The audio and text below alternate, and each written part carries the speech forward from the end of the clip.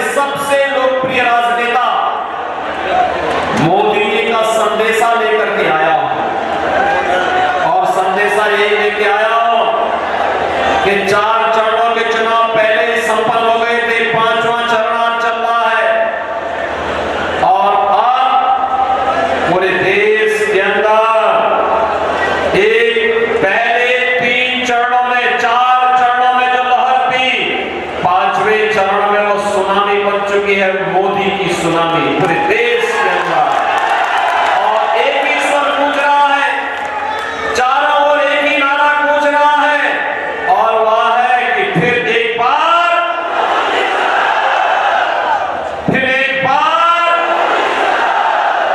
तीसरी बार,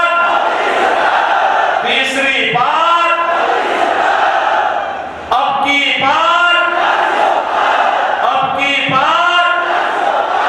जब हम 400 पार की बात करते हैं तो बहन और भाइयों कांग्रेस को चक्कर आने लगता है,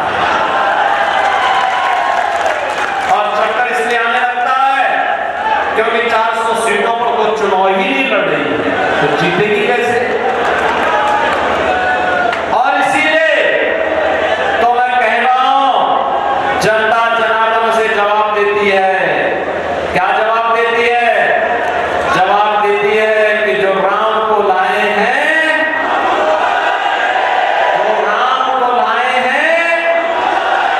पूरे देश से की आवाज है, और बैनर विरासत और विकास की अद्भुत संगम।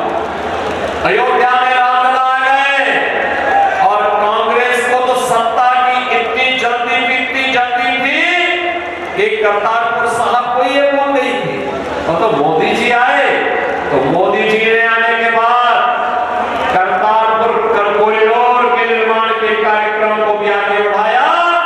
गुरु नानक देव की पावन धरा को भी भारत का हिस्सा बनाने का कार्य आगे बढ़ाया, और गुरु गोविंद सिंह जी महाराज के 4 साहबजादों ने, जिन्होंने सरहिंद के लिए अपने आप को बलिदान किया था, उनके नाम पर 26 दिसंबर की तिथि को वीर बाल दिवस के रूप में मनाने की घोषणा भी की है। इसलिए बहनों भाइयों, आज इसीलिए मैं आपके पास आया हूं कि पावन धरा तो मेरे लिए 2 प्रकार से महत्वपूर्ण है। गुरु नानक देव जी से लेकर के गुरु गोविंद सिंह जी के साहबजादों की पावन धरा के रूप में, और हमारे नाथ संप्रदाय के पवित्र संत बाबा सिरसाई नाथ जी के नाम पर, जिनके नाम पर इस सिरसा बसा हुआ है, इसलिए ये मेरे लिए एक पावन धरा है, जिसको मैं कोटि कोटि नमन करता हूं, आप सबका अभिनंदन करता हूं, स्वागत करता हूं। बहनों भाइयों, आज देश बदल चुका है, हमारी पीढ़ी सौभाग्यशाली है कि हम नए भारत के नागरिक हैं, मोदी जी के नेतृत्व में कार्य कर रहे हैं, और जो दुनिया के लिए असंभव है, जो कांग्रेस से असंभव था, वो मोदी जी ने संभव करके दिखा दिया, कर दिया ना। देखो, पहले दुनिया में भारत का सम्मान नहीं बचा था, लोग भारत को सर की निगाहों से देखते थे। पहले दुनिया में भारत के बारे में तमाम प्रकार की चर्चाएं होती थी, हमारी सीमाएं सुरक्षित नहीं थी, दुश्मन भारत की सीमा में घुस जाता था, आतंकी विस्फोट होते थे, जगह जगह विस्फोट होते थे, नक्सलवाद चारों ओर फैला हुआ था, विकास कार्य ठप पड़े थे। जब सुबह उठते थे तो पहला समाचार भ्रष्टाचार का, और सायकाल होते होते आतंकी वारदात की घटनाएं आने लगती थी, निर्दोष लोग मारे जाते थे, सेना के जवान शहीद होते थे, गरीबों के कल्याण के लिए कोई योजना नहीं थी, कोई गरीब भूख से मरता था, किसान आत्महत्या करता था, दवा के भाव में मरीज दम तोड़ता था, बेटी और व्यापारी सुरक्षित नहीं थी। बहनों और भाइयों, पिछले 10 वर्ष में मोदी जी ने भारत की तस्वीर और तकदीर को बदला है। ये तस्वीर और तकदीर को कैसे बदल दिया है?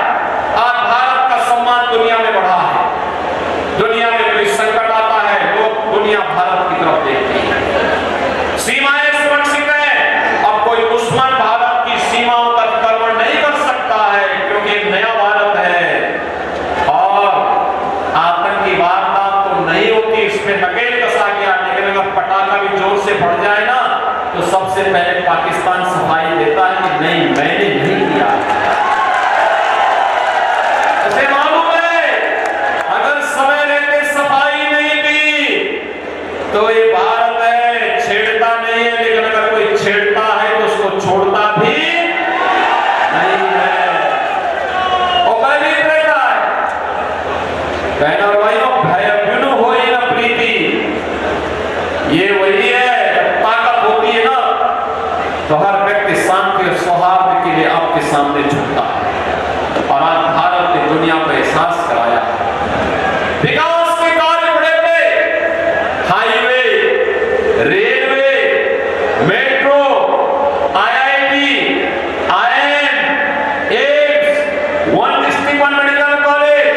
IIT, NIT, world class university और हर व्यक्ति के स्वास्थ्य के लिए हर घर नल और नल में जल की योजना मोदी जी ने पूरे देश के अंदर लागू कर दी। देखो, कांग्रेस के लोग भूखों मरते थे, गरीबों को भूखों मारते थे, उनका राशन खा जाते थे। और बहनों भाइयों, भाजपा की सरकार में 80 करोड़ लोगों को फ्री में राशन मिल रहा है। मैं बोलना चाहता हूं, जो लोग पाकिस्तान का राग अलाप रहे हैं, उनको बोलो 23 से 24 करोड़ की आबादी का पाकिस्तान भूखों मर रहा है। वहां की जनता सड़कों पर है, तोड़-फोड़ आगजनी हो रही है, 1 किलो गेहूं के लिए छीना झपटी हो रही है। और मोदी जी के नेतृत्व में भारत ने 10 वर्ष में 25 करोड़ लोगों को गरीबी रेखा से उभारने का काम किया है। 60 करोड़ लोगों को देश के अंदर 5 लाख रुपए का स्वास्थ्य बीमा का कवर मिल रहा है। 50 करोड़ गरीबों के जनधन अकाउंट खुल गए हैं। 12 करोड़ किसानों को किसान सम्मान निधि का लाभ, 12 करोड़ घरों में शौचालय का निर्माण, 10 करोड़ गरीबों को उज्ज्वला योजना का कनेक्शन और 4 करोड़ गरीबों के मकान बन गए हैं। और मोदी जी ने घोषणा की है, तीसरी बार सरकार बनेगी, 70 वर्ष से ऊपर के हर एक बुजुर्ग को 5 लाख रुपए हर वर्ष स्वास्थ्य के लिए उपलब्ध करवाएंगे।